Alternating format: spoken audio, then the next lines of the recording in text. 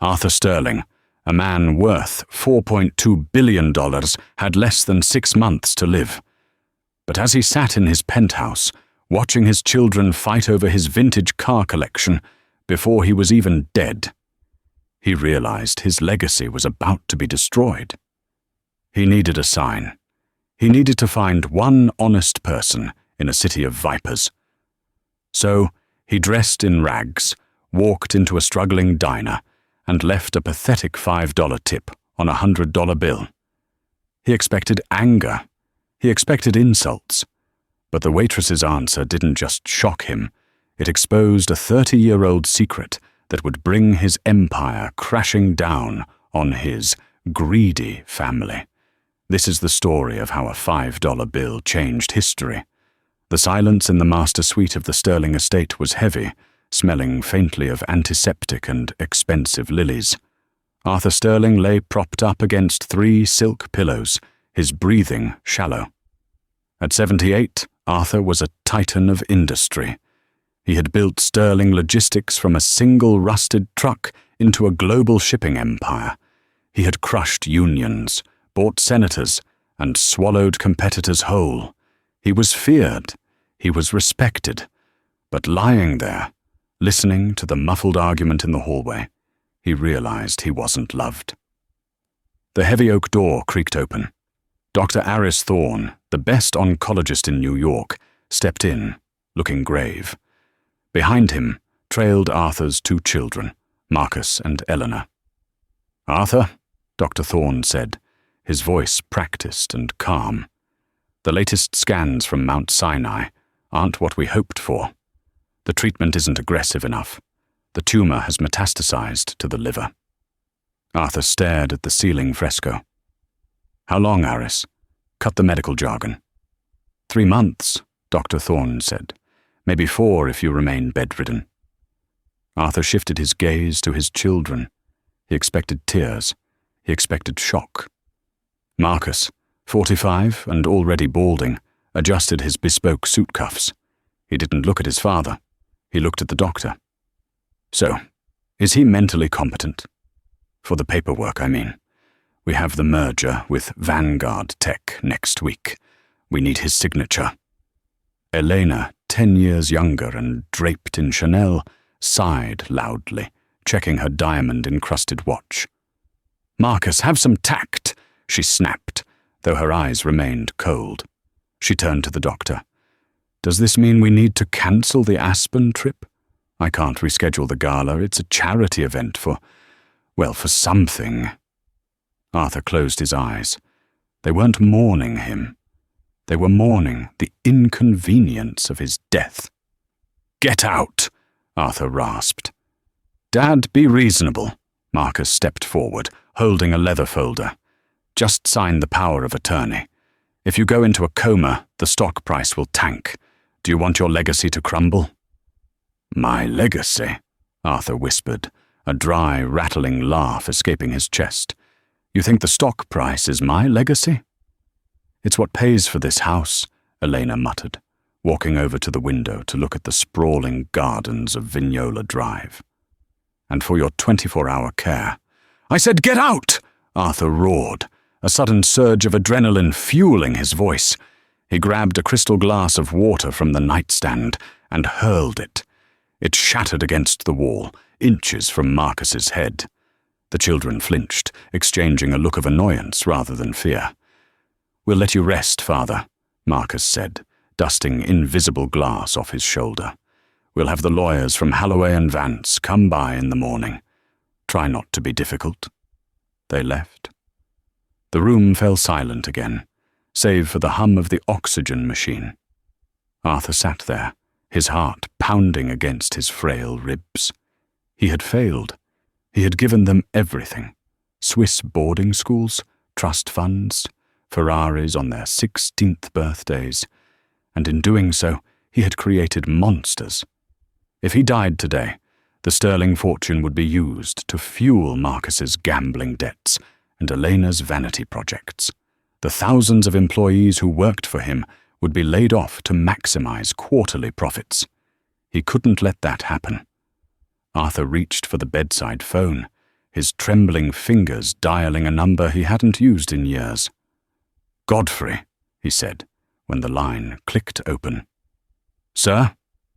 The voice of his oldest friend and head of security, Godfrey Miller, was sharp. "Is it an emergency?" "Yes," Arthur said. "But not the kind you think. I need you to bring the car around the back. The old one. The 2012 Ford sedan we use for staff errands." "Sir, you're on bed rest." "I'm dying, Godfrey. I'm not dead yet. And bring me some clothes. Not my suits. I want the clothes the gardeners wear. Something worn. Something invisible." "May I ask what you are planning, Arthur?" Arthur looked at the shattered glass on the floor. "I'm going to conduct an audit, Godfrey, but not of the company. I'm auditing humanity." 2 hours later, Arthur Sterling was unrecognizable. He wore a faded flannel shirt that smelled of mothballs, a pair of stained cargo pants, and a beanie pulled low over his silver hair. He walked with a cane, not his ivory-handled one, but a scuffed wooden stick Godfrey had found in the garage. He sat in the corner booth of the Bluebird Diner, a greasy spoon on the edge of the city, miles away from the gated communities of the elite. The vinyl seat was cracked, taped over with silver duct tape that snagged on his pants. The air smelled of frying bacon, bleach, and stale coffee. It was perfect. Arthur had chosen this place for a reason. It was one of the few properties his company didn't own, and according to his real estate acquisition team, it was refusing to sell despite the surrounding gentrification. He wanted to see the stubborn fool who was holding up his latest warehouse project. But more than that, he wanted to see if people were still good. The diner was busy. Construction workers, tired nurses ending their shifts, and college students nursing hangovers filled the booths. "Coffee?" The voice was soft but tired. Arthur looked up. Standing there was a waitress who looked like she carried the weight of the world on her shoulders. Her name tag read Sarah. She couldn't have been more than 25, but her eyes had the weary look of someone much older.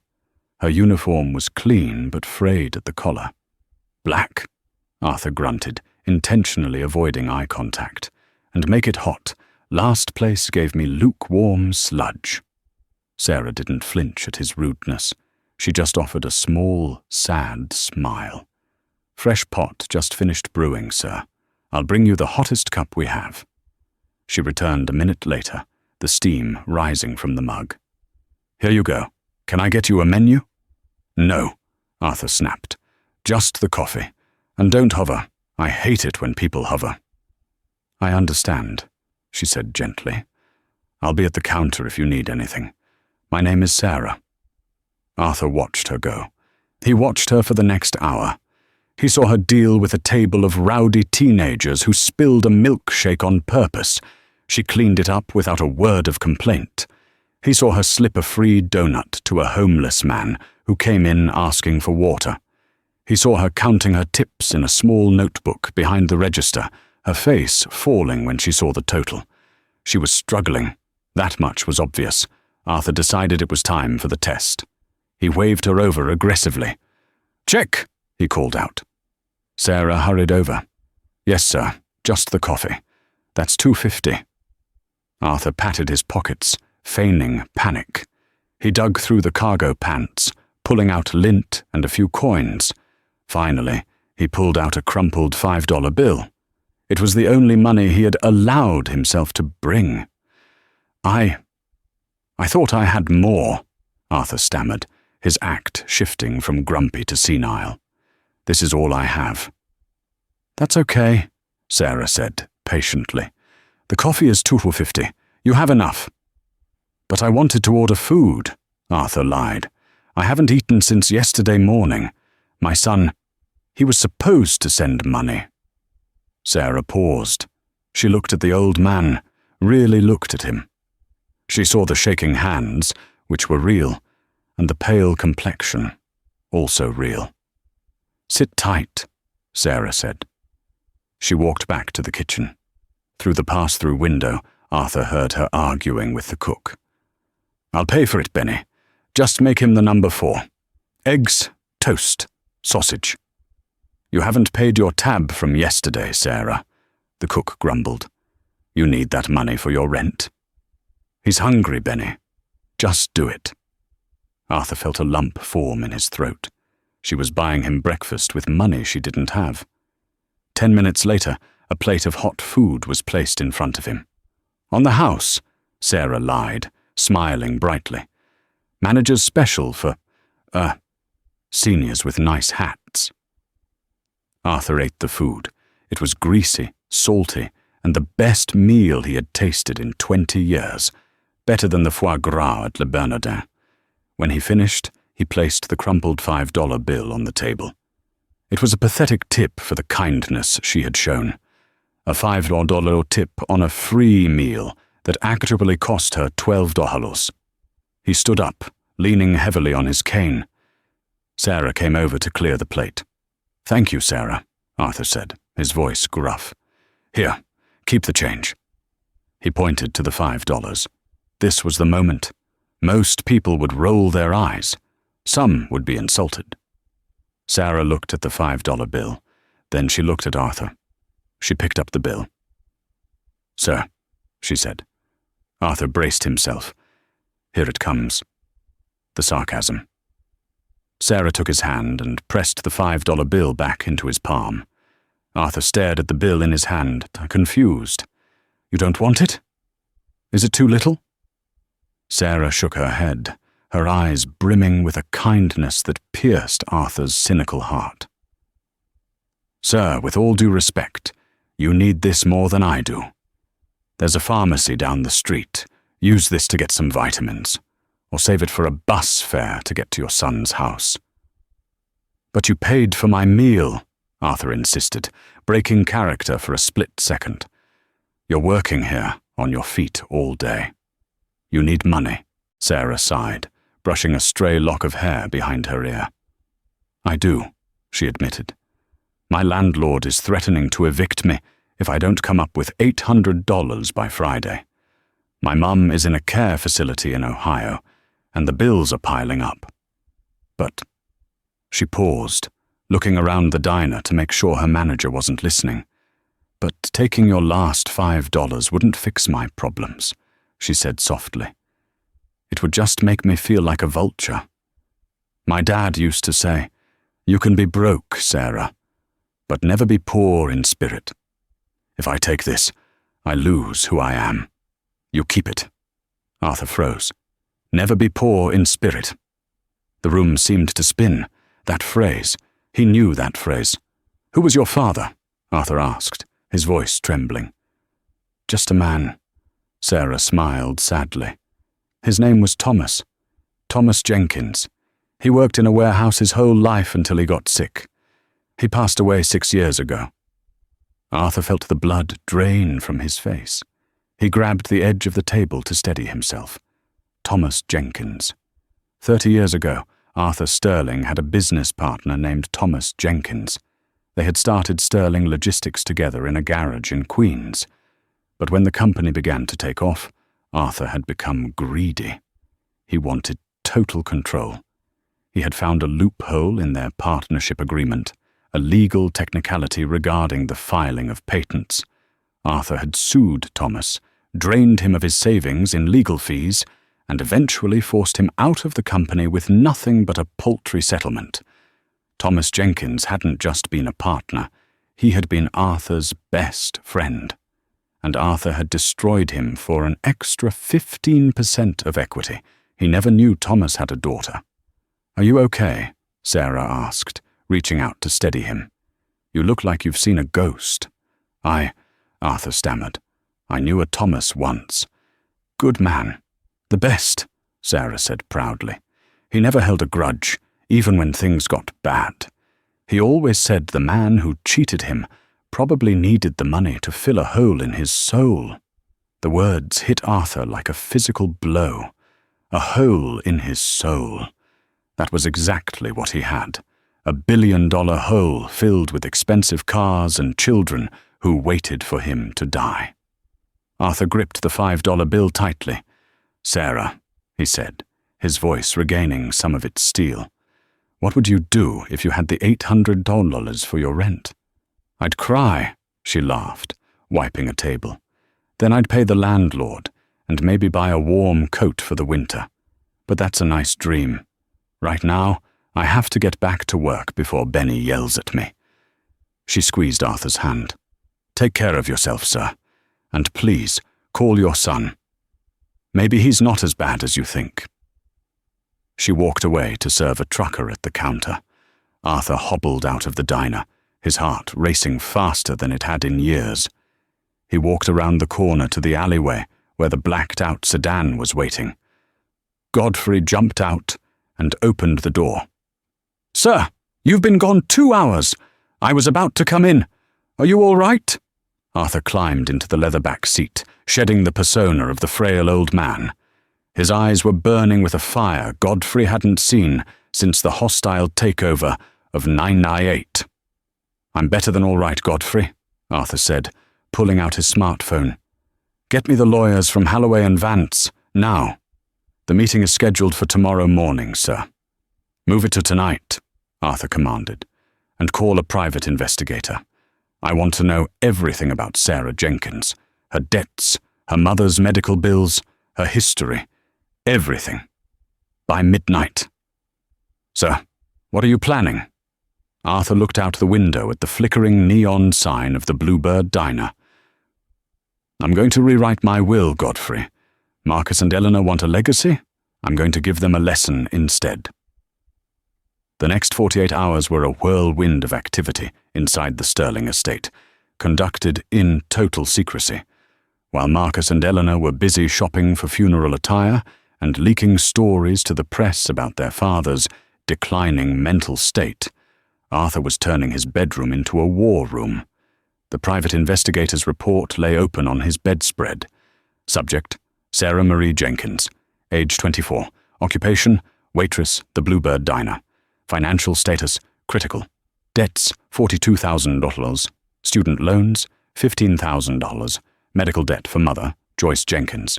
Criminal record: none. Notes: Sarah volunteers at the local animal shelter on Tuesdays. She dropped out of nursing school 3 years ago to care for her dying father, Thomas Jenkins. Arthur read the report 3 times. She had given up her dream of being a nurse to care for the man Arthur had ruined. And even now, drowning in debt, she refused to take $5 she didn't think she earned. "Godfrey," Arthur said, "did you find out who owns the debt for her mother's care facility?" "Yes, sir," Godfrey nodded. "It's a subsidiary of Vanguard Tech, the company Marcus is trying to merge with." "Of course it is," Arthur sneered. "And the diner? Who is the landlord threatening to evict her?" Godfrey hesitated. "Sir, the building is owned by Sterling Properties. Your daughter Elena manages that portfolio. She raised the commercial rents in that district by 40% last month to force out the low-income tenants and make room for luxury condos." Arthur went silent. The irony was suffocating. His own daughter was the reason Sarah was about to be homeless. His own son was the reason Sarah's mother was drowning in medical bills. And he, Arthur, was the root of it all. "It ends now," Arthur whispered. Just then, a loud banging on the bedroom door made them both jump. "Father!" It was Marcus. He sounded drunk. "Open the door. The lawyers said you called them for an emergency session without us. What are you doing?" "Open it, Godfrey," Arthur said calmly. Godfrey unlocked the door. Marcus stumbled in, followed closely by Eleanor, who looked furious. "What is this?" Eleanor shrieked, pointing at the piles of documents on the bed. "Are you selling the Hamptons house? You can't do that. I promised it to the senator for the summer." "I'm not selling the house, Elena," Arthur said, his voice surprisingly strong. "I'm making adjustments to the estate." Marcus snatched a paper from the bed. It was the background check on Sarah. "Who the hell is Sarah Jenkins?" Marcus demanded, his face twisting in disgust. "Is this some nurse you're sleeping with? Is that it? You're going to give our money to some gold digger who changes your bedpan?"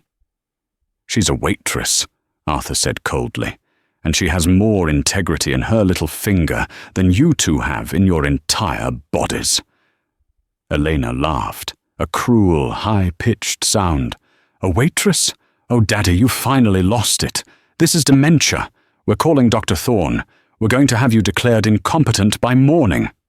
"Try it," Arthur challenged. "I had Dr. Thorne conduct a full psychiatric evaluation this afternoon. I'm sane, Elena, and I have the power to do whatever I want with my money." Marcus stepped forward, his fists clenched. "You built this company for us. We are sterlings." "You are leeches," Arthur shouted, sitting up straight. "I built this company on the back of a man named Thomas Jenkins, and I stepped on him to get to the top. I created a cursed fortune, and I watched it turn you two into monsters who check your watches while your father dies." "You can't cut us out," Marcus hissed. "We'll sue. We'll tie this up in court for decades. That waitress will never see a dime." Arthur smiled. It was a terrifying smile. "I know you will, Marcus. That's why I'm not just giving her the money. I'm giving her the control." "What does that mean?" Elena whispered. "It means," Arthur said, leaning back against the pillows, "that tomorrow I'm inviting Sarah Jenkins to the house, and you two are going to serve her lunch." The following morning, Sarah Jenkins was elbow-deep in dishwater at the Bluebird Diner when the atmosphere in the small restaurant shifted. It wasn't just the usual lunch rush noise. It was a sudden, respectful silence that rippled from the front door to the kitchen. Benny, the cook, stopped scraping the grill. "Sarah," he hissed, nodding toward the front. "You got company. Serious company."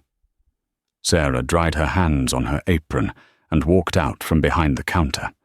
Standing there, looking entirely out of place against the faded checkered floor, was a man in a suit that probably cost more than the diner made in a month. It was Godfrey, Arthur's head of security, though Sarah only knew him as a stranger with an intimidating posture. "Ms. Sarah Jenkins?" Godfrey asked, his voice a deep rumble. "Yes?" Sarah felt a knot form in her stomach. Her first thought was debt collectors. Had the hospital finally sent someone after her? "Am I in trouble?" "Quite the opposite, ma'am," Godfrey said, allowing a microscopic smile.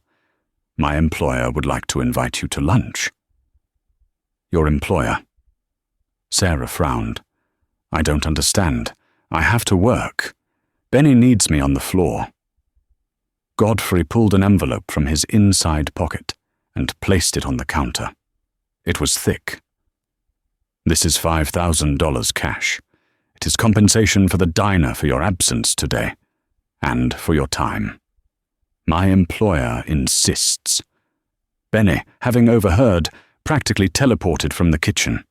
He snatched the envelope, peeked inside, and nearly fainted. "Sarah," Benny choked out, "go to lunch. Take the week off. Hell, take the month." Sarah looked from Benny to the stoic man in the suit. This felt like a trap. It felt dangerous. But then she thought of the eviction notice taped to her apartment door this morning. She thought of the final notice from her mother's care facility. She was drowning, and someone had just thrown her a life preserver made of cash. "Who is your employer?" Sarah asked cautiously. "He's the gentleman you served breakfast to yesterday," Godfrey said. "The one with the old hat." Sarah's confusion deepened. The poor old man who couldn't afford a $2.50 coffee had sent a chauffeur and $5,000. "Very well," Sarah whispered, untying her apron. "I'll come."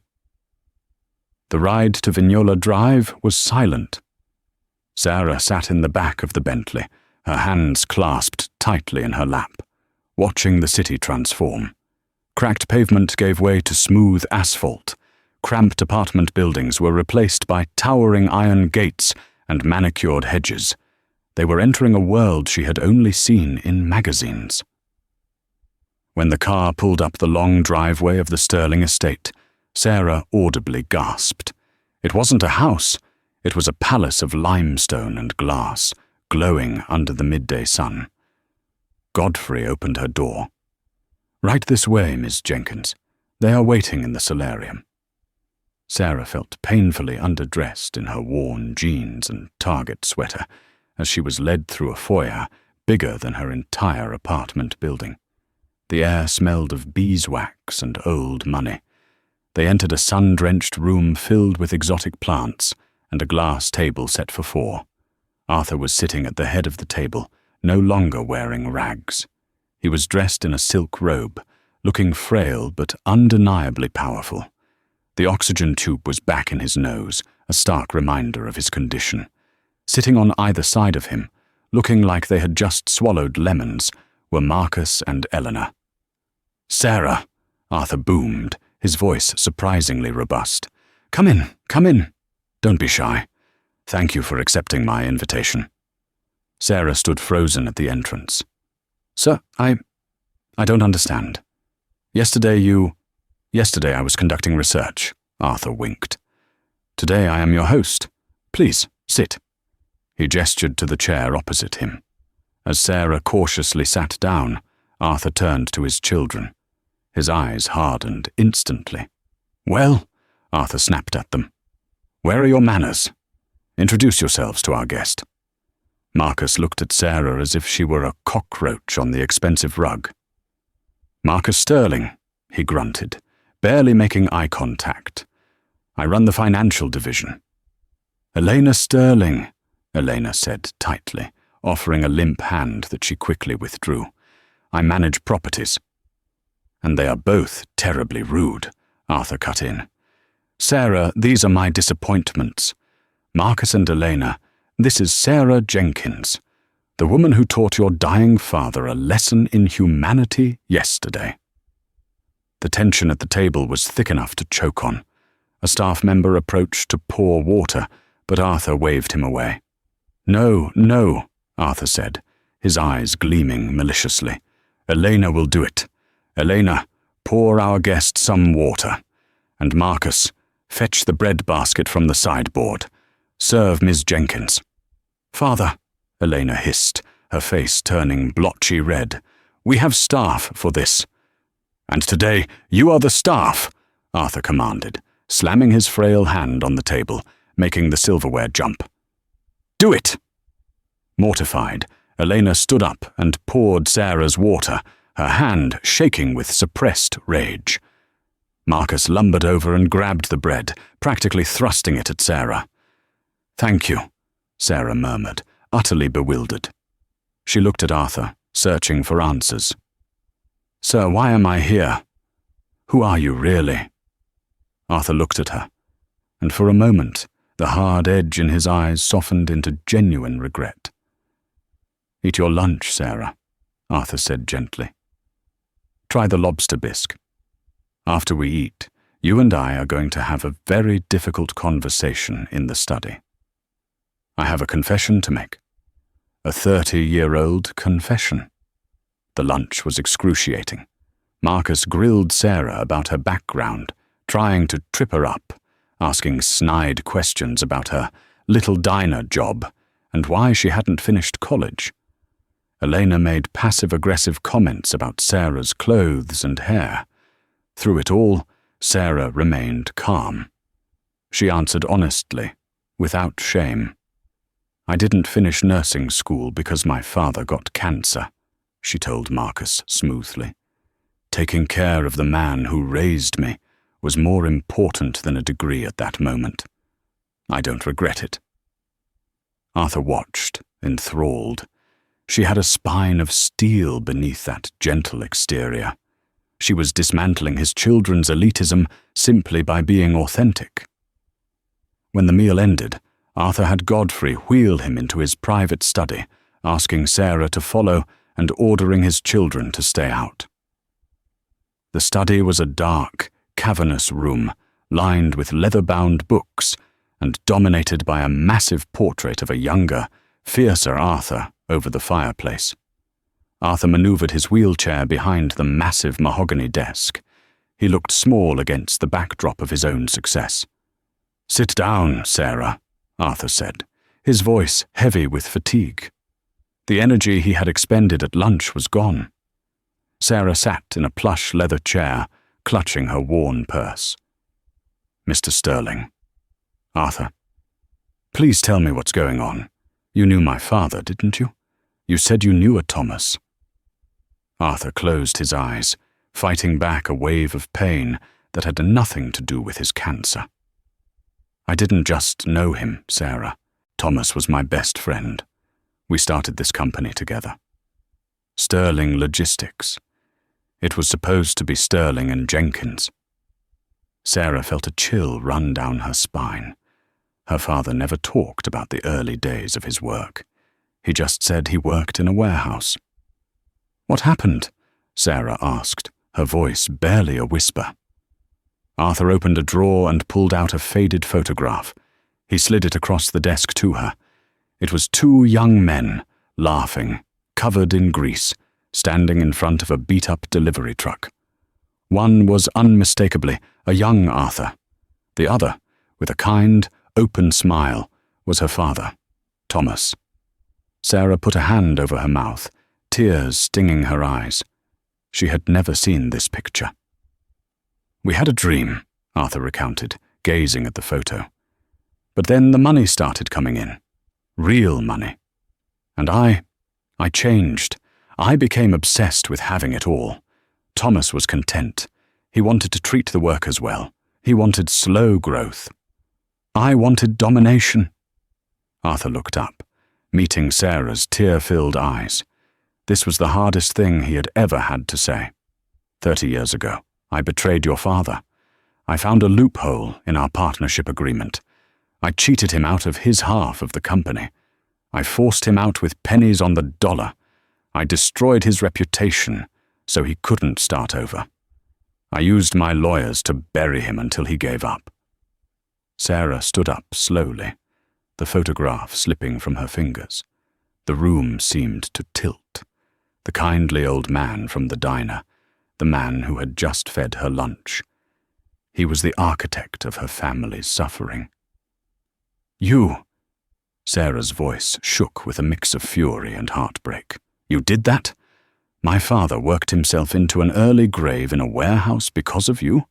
We struggled our whole lives. He died worrying about money because of you?" "Yes," Arthur admitted, not looking away. "I am a thief, Sarah. I stole your father's life to build my empire. And yesterday, when you tried to give me back that $5 bill, when you quoted him, I realized that everything I have built is worthless. I realized I am leaving this world poorer than the day I entered it." "I want to leave," Sarah said, backing away from the desk. "I don't want your lunch. I don't want your money. You're a monster." She turned toward the door. "Wait," Arthur called out, desperation in his rasping voice. "Sarah, please. I can't undo the past. I am dying. I have maybe a few weeks left. The only thing I can do is try to balance the scales." "How?" Sarah spun around, tears streaming down her face. "By giving me $5,000? You think that fixes 30 years of struggle?" "No," Arthur said. "By giving you everything." He hit an intercom button on his desk. "Godfrey, send in Mr. Vance and the legal team. We are ready to sign the new will." The heavy oak doors opened, and a phalanx of 6 lawyers in identical grey suits filed in, carrying leather briefcases. They set up around the conference table in the corner of the room. Sarah stared at them, then back at Arthur. "What are you talking about?" "My children, Marcus and Eleanor. They are vultures," Arthur said, his voice gaining strength again. "If I leave the company to them, they will strip it for parts, fire thousands of workers, and destroy everything within 5 years. They care for nothing but their own comfort. They are exactly who I was 30 years ago. He wheeled himself over to the lawyers. "I am disinheriting them, Sarah. Effectively." Arthur placed his hand on a stack of fresh legal documents. "This is my new last will and testament. It places all of my assets, the company, the properties, the stocks, the art collection, the $4.2 billion estate, into a private trust." He looked at Sarah, his eyes burning with intensity. "And I am naming you the sole trustee and executor of that trust. You will control everything. You will decide the fate of Sterling Logistics. You will decide what happens to this house. And most importantly," Arthur paused, a grim satisfaction settling on his face, "you will decide if Marcus and Eleanor ever see a single dime of the fortune they think they deserve." Sarah stared at the stack of documents, her heart hammering against her ribs like a trapped bird. "Me? You want me to run a multinational logistics company? Arthur, I'm a waitress. I worry about the price of eggs.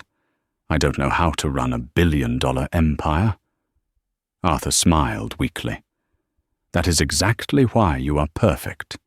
You know the value of $1. You know what it's like to work until your feet bleed. My children think money is water, something that just flows from a tap. You know it's sweat. You know it's time." He leaned forward, his voice dropping to a conspiratorial whisper. "Besides, you won't be alone. Godfrey will stay on as head of security. The board of directors will handle the daily operations. Your job, Sarah, is to be the moral compass, to decide where the money goes, and to decide if my children have learned their lesson." "And if they haven't?" Sarah asked. "Then you cut them off," Arthur said ruthlessly. "Completely. It is all in the trust. Section 4, paragraph C. The trustee has absolute discretion." Sarah looked at the photo of her father, Thomas, one last time. She thought of his worn-out boots by the door.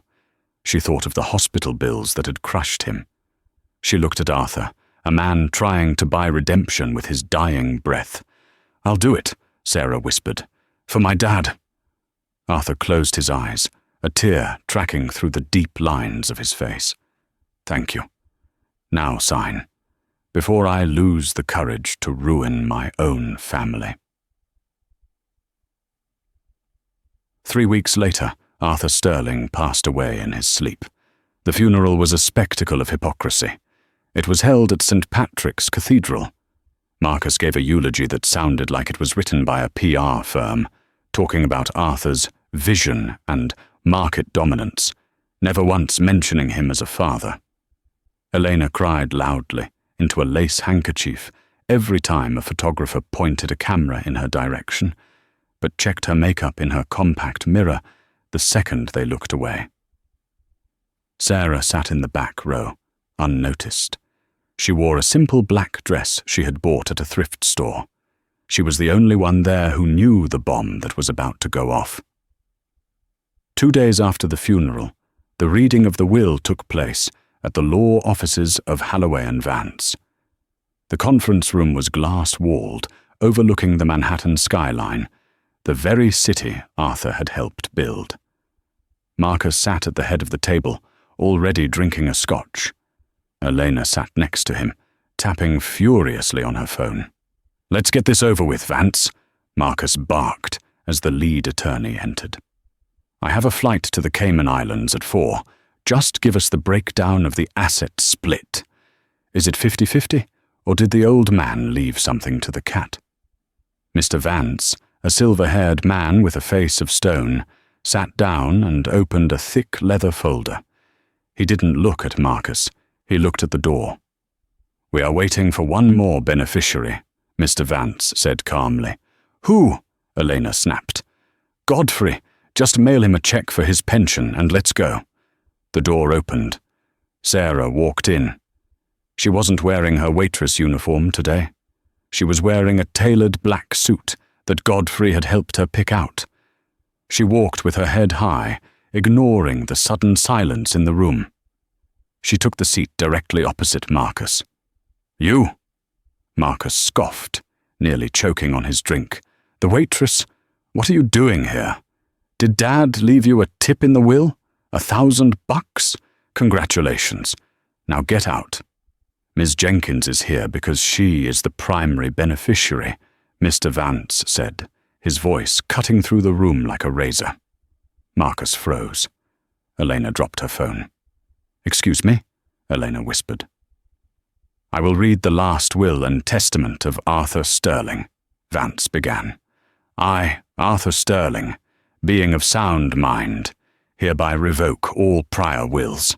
I leave my furniture, personal effects, and the sum of $10,000 to my son, Marcus Sterling." $10,000? Marcus stood up, his face turning purple. "You missed a few zeros, Vance." "I leave my jewelry and the sum of $10,000 to my daughter, Elena Sterling," Vance continued, ignoring the outburst. "The remainder of my estate, including 100% of the controlling stock in Sterling Logistics, the real estate portfolio, the liquid assets, and the Sterling Family Trust, totaling approximately $4.2 billion, I leave to the sole control of the trustee." Vance paused for effect. "Ms. Sarah Marie Jenkins." The silence that followed was absolute. It was the silence of a vacuum, sucking the air out of the room. Then, the explosion. "No!" Marcus roared, sweeping the water pitcher off the table. "This is fraud. She manipulated him. She drugged him. He was senile." "We have video evidence of Mr. Sterling signing the documents, certifying his mental state," Vance said calmly. "And we have a video message he left for you." Vance pressed a button on the wall. A screen descended. The lights dimmed. Arthur's face appeared on the screen, looking frail but sharp. He was sitting in his study. "Hello, Marcus." "Hello, Elena," the video Arthur said. Marcus and Elena stared at the screen, trembling with rage. "If you are watching this, I am dead. And you are likely screaming at the poor lawyers. Sit down." The command was so authoritative that instinctively they both sat. "You are wondering why. Why give it all to a waitress you met once? Because, my children, she passed the test you failed every single day of your lives. I gave you everything, and you became small, greedy people. Sarah had nothing, and she offered a stranger her last dollar." On the screen, Arthur leaned in. "You wanted a legacy? Now you have to earn it. Sarah controls the money, all of it.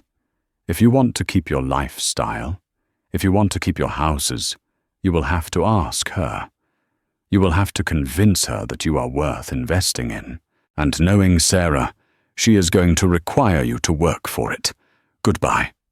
Try to be better humans." The screen went black. Marcus turned slowly to look at Sarah. The arrogance was gone, replaced by a terrifying realization. His credit cards, his club memberships, his mortgage, everything was linked to the family accounts. Accounts that Sarah now controlled. "Sarah," Elena stammered, putting on a fake, trembling smile. "Sarah, darling, surely we can work this out. We're family. Dad was just having an episode. You don't want the burden of all this. We can write you a check. 5 million? 10 million? Just sign the rights back to us." Sarah looked at them. She saw the fear in their eyes, but she also saw the manipulation. They hadn't changed. They were just negotiating. Sarah opened the folder in front of her. She pulled out 2 documents. "I'm not signing anything back to you," Sarah said, her voice steady. "But Arthur was right. You need to learn." She slid a paper toward Marcus. "What is this?" Marcus spat. "It's a job application," Sarah said, "for a warehouse loader at the Queen's Distribution Center. The starting pay is $18 an hour. Shifts start at 4:00 a.m. She slid another paper to Eleanor. "And for you, Eleanor, a position as a receptionist at the Bluebird Diner. Benny needs help on the morning shift. You'll be making minimum wage plus tips." "You're insane," Marcus hissed. "I'm not working in a warehouse." "Then you're cut off," Sarah said simply, closing her folder. "Mr. Vance, please freeze Marcus and Elena's personal accounts, effective immediately. Cancel the lease on Marcus's Ferrari and put Elena's penthouse on the market." "You can't do that," Elena shrieked, tears of genuine panic streaming down her face. "I have a gala next week. I have nothing to wear." Sarah stood up. She looked every bit the CEO Arthur knew she could be. "Then I suggest you pick up an apron, Elena. The lunch rush starts at noon. Don't be late." Sarah walked out of the law firm and into the bustling New York street. For the first time in years, the air didn't smell like exhaust and desperation. It smelled like possibility. She didn't move into the penthouse. She didn't buy a yacht. In fact, for the first month, Sarah continued to live in her small apartment, taking the subway to the massive glass tower that was now hers. But inside Sterling Logistics, everything was changing. Sarah became known in the press as the Robin Hood CEO, a title she found amusing, though she preferred the term corrector. Her first act was to audit the payroll. She raised the minimum wage for every warehouse worker, driver, and janitor to $25 an hour. She fired the 3 board members who had helped Arthur push her father out 30 years ago. She instituted a full tuition scholarship fund for the children of employees, named the Thomas Jenkins Memorial Scholarship. But while the company flourished, a different kind of drama was unfolding in the shadows of the city, the rehabilitation of the Sterling children. It didn't happen overnight. For the first 4 weeks, Marcus and Elena went to war. They hired predatory lawyers who worked on contingency. They went to the tabloids, sobbing about how they were victims of a con artist. But the public had seen the video of Arthur's confession. The world didn't pity the billionaires. It cheered for the waitress. Eventually, the money ran dry. Their friends stopped answering their calls when the credit cards were declined at the country clubs. The eviction notices came. Hunger, it turned out, was a fantastic negotiator. On a rainy Tuesday in November, 6 months after the funeral, Sarah put on a hard hat and safety vest to inspect the Queen's distribution center. It was the beating heart of the company, a cavernous space filled with the roar of forklifts and the shouting of foremen. "How's the new intake?" Sarah asked Miller, the floor supervisor, a man with arms like tree trunks. "Mixed bag," Miller grunted, checking his clipboard. "Most are good, but we got one guy on loading bay 4. He's struggling, but he hasn't quit yet." Sarah walked to bay 4. She stood in the shadows, watching. There was Marcus Sterling. The man who used to wear $5,000 Italian suits was now wearing a grey jumpsuit, stained with sweat and grease. He was trying to lift a heavy crate of automotive parts onto a pallet. His hands, once manicured and soft, were wrapped in tape, red and blistered. He groaned, the weight nearly buckling his knees. "Lift with your legs, Sterling," a co-worker yelled, a man Marcus would have fired 6 months ago just for looking him in the eye. "Stop whining and push." Marcus didn't snap back. He didn't fire anyone. He gritted his teeth, his face turning beet red, and he heaved the crate into place. He leaned against the metal racking, gasping for air, wiping sweat from his eyes. Sarah stepped into the light. Marcus froze. He looked at her, then down at his dirty jumpsuit. The shame radiating off him was palpable. He expected her to laugh. He expected her to take a picture. "Miller tells me you're hitting your quotas," Sarah said calmly. Marcus swallowed hard, straightening his back painfully. "It's heavier than it looks," he rasped, his voice hoarse. I didn't know the boxes weighed this much." They always have, Marcus, Sarah said softly. You just never had to carry them before. She reached into her pocket and pulled out a bottle of water. She handed it to him. Marcus hesitated, then took it. His hand shook as he unscrewed the cap. My back is killing me, he admitted, a vulnerability in his eyes she had never seen. I don't know how these guys do it for 20 years. They do it for their families, Sarah said. Keep it up, Marcus. Your probation review is in 2 months. If you pass, you get a raise, just like everyone else. She walked away, leaving him standing there. He didn't throw the bottle. He drank it, crushed the plastic, and went back to work. That evening, the rain had turned to sleet. Sarah took a cab to the edge of town, to the Bluebird Diner. The windows were steamed up, glowing with warm yellow light. Sarah pushed open the door, the familiar bell chiming above her head. The diner was slammed. It was the dinner rush. Benny was shouting orders from the grill, the sizzle of burgers filling the air, and darting between the tables, looking exhausted and harried, was Eleanor. Her hair, usually a masterpiece of salon engineering, was pulled back in a messy ponytail. She had ketchup on her apron. She was balancing 3 plates on one arm. "Excuse me," a rude customer in booth 2 shouted, snapping his fingers. "I asked for ranch dressing 5 minutes ago. What is this service?"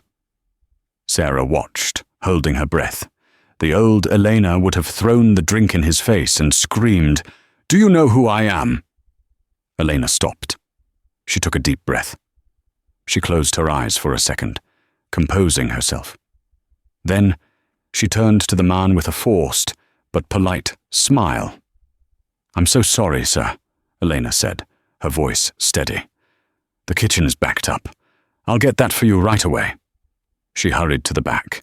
When she came out, she saw Sarah sitting in the corner booth, the duct-taped booth where it all began. Eleanor froze. She walked over slowly, wiping her hands on her apron. She looked tired. She looked older. But she also looked real. "Hi, Sarah," Elena said quietly. "Coffee?" "Please," Sarah nodded. Elena poured the coffee. Her hand didn't shake this time. "My feet hurt," Elena blurted out, a small, dry laugh escaping her lips. "I bought Dr. Scholl's inserts, but they still feel like they're on fire. Is that normal? For the first year?" "Yeah," Sarah smiled. "Soak them in Epsom salts tonight." Elena nodded, looking down at the pot of coffee. "I hated you, you know." "When the judge finalized the will?" "I wanted you dead." "I know," Sarah said. "But—" Elena looked around the diner. She looked at the rude customer, who was now eating happily. She looked at Benny, who gave her a thumbs up from the grill. "But Benny invited me to his daughter's quinceañera next weekend. He said I'm part of the team. No one has ever invited me to a birthday party without asking for a donation or a connection." Elena's eyes welled up. "It's hard work, but I sleep at night. I actually sleep." Sarah reached into her purse. She pulled out a crisp $5 bill. She placed it on the table. "For the service," Sarah said. Elena looked at the $5, the same amount Arthur had used to test Sarah, the same amount Sarah had tried to give back. Elena picked it up. She didn't sneer at it. She folded it carefully and put it in her apron pocket next to her order pad. "Thank you," Elena whispered. I'll get you a refill."